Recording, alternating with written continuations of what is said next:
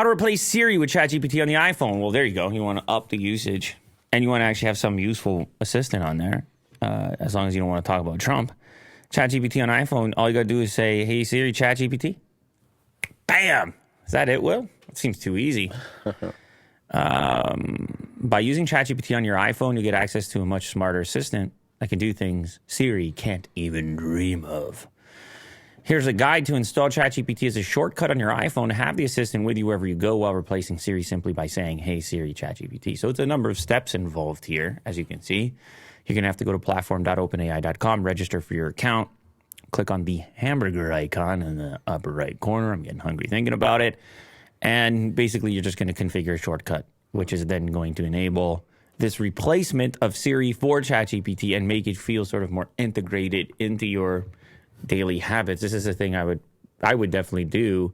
I don't know what the downsides are. I don't use Siri for anything when I'm using iOS, so sure, why not? But here's my thing, is ChatGPT, is it flying right now, or is it one of these I'm waiting to log on, and it's got to be flying for this to work? Do I have to be a paid subscriber, Will? What's happening lately?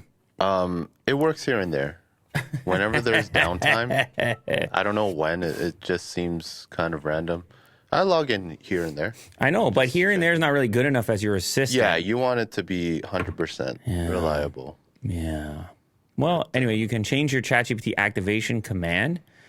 Obviously, saying ChatGPT 1.2 is cumbersome, so it's easy to fix by changing the name of the shortcut inside of the Shortcuts app. I'm glad that there's actually a way to do this, and Apple doesn't try to shut it down. Mm-hmm. But really, if you think about it, it is not confusing, but what could you say? It is a little bit perplexing that Apple themselves isn't investing in this technology. I know they probably say they are now, but you got Apple, multi-trillion whatever it is, and then you got Siri that can't really answer anything. They're like, I'll show you a link to that. And then it's like, wait, what? You're a voice assistant. Don't make me go to a link. You're a voice assistant. Mm-hmm.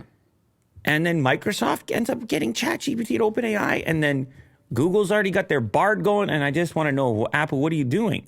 Because this could be a huge differentiator for you if you have something this powerful, just one statement away from all users. They just something as simple as that. And they got to create their own. They can't be relying on ChatGPT or Microsoft. Well, they create their own or buy their own, right? They could have been could have been in the bidding war, and rather than it be Bing that it's integrated into, it could have immediately taken Siri's job. Mm-hmm. Just try to imagine it. Yeah. I know Apple doesn't typically do this, and I know that they're a little more careful about moves like that. But it's just, when people are having to hack it onto there to make it more effective, it obviously indicates that there might be a problem.